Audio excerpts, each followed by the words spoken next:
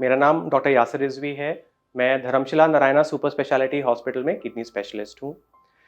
इस साल जो हम वर्ल्ड किडनी डे ऑब्जर्व कर रहे हैं उसका थीम है किडनी हेल्थ फॉर ऑल। ये world kidney day last 17-18 years से हर मार्च के दूसरे थर्सडे को ऑब्जर्व किया जाता है। हमारा इंटेंशन ये है कि लोगों में और सोसाइटी में हम किडनी डिजीज़ के बारे में अवेयरनेस बढ़ा पाएँ। इसका इंटेंशन ये है कि आजकल हमारी सोसाइटी में किडनी डिजीज़ के बारे में अवेयरनेस बहुत कम है। सो अगर आपको या आपके किसी परिवार वालों को किडनी का डिजीज़ डिटेक्ट होता है तो उसका फर्स्ट रिस्पॉन्स होता है स्ट्रेस, बिकॉज लोगों को इसके बारे में ये मालूमात नहीं है कि इसमें क्या क्या ट्रीटमेंट ऑप्शंस अवेलेबल हैं। हम सबकी बॉडी में 2 किडनीज होती हैं। इसका काम होता है कि ये रेगुलरली आपके ब्लड को फिल्टर करती है और आपकी बॉडी में जो भी वेस्ट प्रोडक्ट्स बन रहे हैं उसको वो यूरिन के जरिए बाहर निकाल देती है। आपका बीपी रेगुलर कंट्रोल में रखती है। कुछ इंपॉर्टेंट केमिकल्स जैसे सोडियम, पोटेशियम, कैल्शियम, फास्फोरस, उसका लेवल वो नॉर्मल मेंटेन करके रखती है। आपकी बॉडी में कितना पानी है उसका वॉल्यूम भी वो किडनीज रेगुलेट करती हैं। एंड आपकी बोन स्ट्रेंथ ये भी किडनी पे डिपेंड करती है। और आपका जो हीमोग्लोबिन है ये भी आपकी किडनी से ही एक हार्मोन बनता है एरिथ्रोपोइटिन, जो इसको इम्प्रूव करता है। सो कुछ ऐसी बीमारियां हैं जो किडनी के फंक्शन को धीरे धीरे करके इम्पेयर कर देती हैं। इसमें जो सबसे इंपॉर्टेंट बीमारी जिसके बारे में आपको पता होना चाहिए वो है chronic kidney disease. Chronic kidney disease के मेन कॉजेज जो इंडिया में आइडेंटिफाई हुए हैं वो है diabetes and hypertension. I am sure कि आप लोग अग्री करेंगे कि आपके फैमिली में आपको जरूर किसी ना किसी को डायबिटीज या ब्लड प्रेशर की बीमारी होगी। सो ये देखा गया है कि जिन लोगों को बीपी और शुगर की बीमारी है उनमें किडनी की बीमारी होने का भी रिस्क ज़्यादा होता है, क्योंकि अगर आपका बीपी कंट्रोल में नहीं है या आपकी ब्लड शुगर जो है वो कंट्रोल में नहीं रहती है तो ये धीरे धीरे करके आपकी किडनी के ऊपर प्रेशर डालती है, जिसकी वजह से विद टाइम आपका किडनी का फंक्शन धीरे धीरे करके कम हो जाता है। किडनी की बीमारी में प्रॉब्लम ये है कि ये एक साइलेंट बीमारी है। सो शुरुआती स्टेजेस में कई बार पेशेंट को कोई सिम्टम्स नहीं होते हैं, या सिम्टम्स अगर होते भी हैं तो वो इतने माइल्ड हैं कि पेशेंट उसको निग्लेक्ट कर देते हैं। जैसे शुरुआती स्टेज में पेशेंट्स को थोड़ा वीकनेस हो सकता है, या उनको खाने की इच्छा कम हो जाती है, बार बार वॉमिटिंग होता है, या कुछ पेशेंट्स में इवन पेशाब की क्वांटिटी कम होना शुरू हो जाती है, या पेशाब में उनको कुछ चेंजेस लगेगा, जैसे बीच बीच में रेड कलर का पेशाब आना जिसको हम हेमाचूरिया कहते हैं, या पेशाब में फ्रॉथ आना या झाग वाला यूरिन आना जो किडनी में प्रोटीन लीकेज की वजह से आता है। जैसे जैसे किडनी की बीमारी बढ़ती है वैसे वैसे पेशेंट्स को थोड़ा सा सूजन आना शुरू हो सकता है, और ये सूजन पहले आपके पैरों के पास आ सकता है जो ज़्यादातर आपको शाम के समय ज़्यादा नोटिसेबल रहेगा, या जब आप सुबह को सो के उठते हैं तब आपकी आंखों के आसपास आपको हल्का सा स्वेलिंग लगेगा। ये सारे किडनी डिजीज के थोड़े इनिशियल सिम्टम्स होते हैं। जैसे जैसे किडनी की बीमारी बढ़ती है वैसे आपका हीमोग्लोबिन लेवल डाउन होता है। सो पेशेंट्स को ज़्यादा थकावट होती है, चलने पे सांस फूल सकता है। अगर आपको स्वेलिंग है तो वो स्वेलिंग बढ़ जाती है, आपके पेट में भी स्वेलिंग आ सकती है या आपके फेस पे स्वेलिंग आ जाती है। आपका बीपी हाई रहना शुरू हो जाता है, और हाई बीपी की वजह से जो बाकी सिम्टम्स हैं जैसे बार बार सर में दर्द होना, चक्कर आना, या कान में कोई रिंगिंग सेंसेशन होना, ये सारे बीपी के कई बार अर्ली सिम्टम्स होते हैं। जैसे कि हमने डिस्कस किया कि किडनी डिजीज़ एक साइलेंट बीमारी है, तो इसको अगर हमें जल्दी डिटेक्ट करना है तो इसके लिए हम लोग को स्क्रीनिंग करना बहुत ज़रूरी है। स्क्रीनिंग करने का मतलब है कि अगर वो लोग जिनको किडनी डिजीज़ अभी डिटेक्टेड नहीं है बट उनको रिस्क फैक्टर्स हैं तो उनको कुछ बेसिक टेस्ट कराने चाहिए ताकि उनकी किडनी की बीमारी जल्दी डिटेक्ट हो जाए। तो ऐसे कुछ बहुत ही सिंपल टेस्ट हैं, जैसे कि आपका बीपी रेगुलरली चेक हो जाए एटलीस्ट वंस इन 3 मंथ्स या 6 मंथ्स। आप जब भी ब्लड टेस्ट कराते हैं तो उसमें किडनी फंक्शन टेस्ट ज़रूर कराएं, जिसमें हम यूरिया, क्रेटिनिन, सोडियम, पोटेशियम का लेवल चेक कर सकते हैं।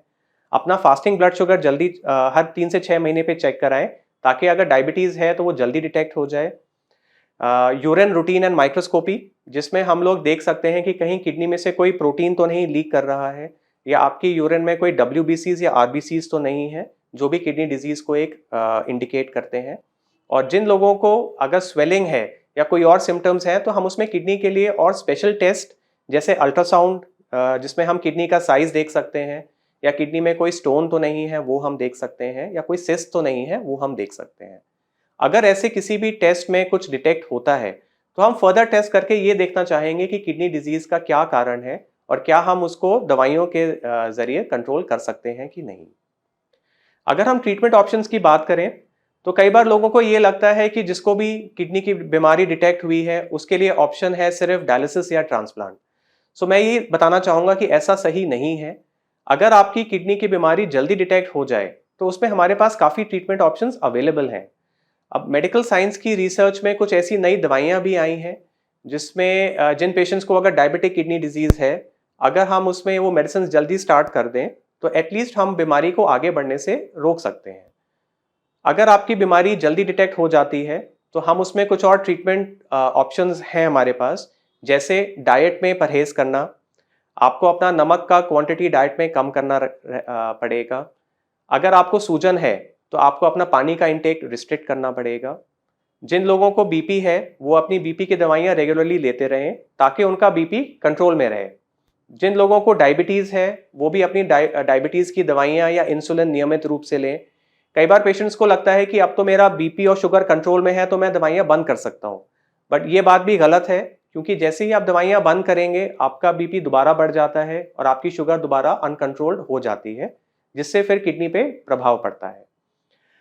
कुछ ऐसी बीमारियां भी हैं जिसमें हमारे पास कुछ स्पेसिफिक मेडिसिन हैं, जैसे डायबिटिक किडनी डिजीज में अब एक SGLT2 इनहिबिटर्स हैं, जैसे डापाग्लिफोजिन है, एम्पाग्लिफोजिन है।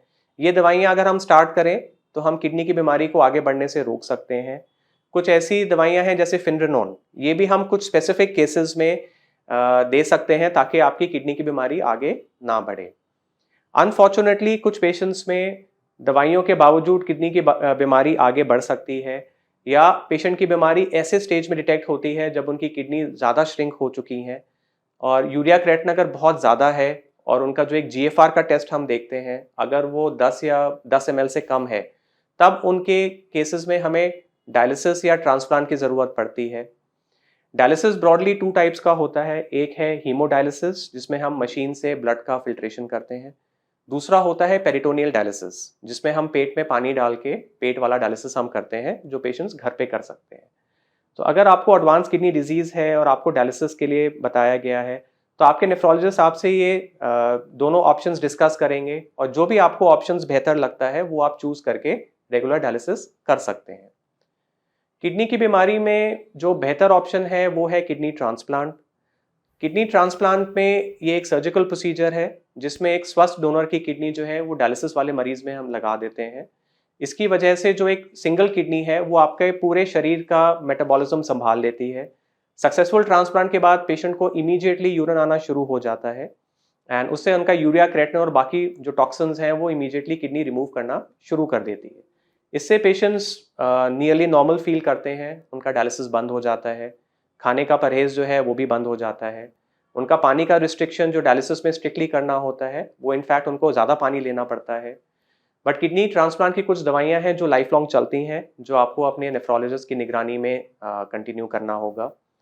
पेशेंट्स जैसे जो स्कूल के बच्चे हैं वो अपना स्कूल दोबारा ज्वाइन कर सकते हैं, कॉलेज स्टूडेंट्स या जो यंग लोग हैं अपना ऑफिस दोबारा ज्वाइन कर सकते हैं। जो लेडीज़ जो मैरिड लेडीज़ हैं जो उनको डायलिसिस पे हैं, आफ्टर ट्रांसप्लांट उनको अगर अपनी फैमिली एक्सटेंड करना है so they can even go for pregnancy. And in general जो क्वालिटी ऑफ लाइफ है वो ट्रांसप्लांट के बाद पेशेंट्स को बेहतर महसूस होता है।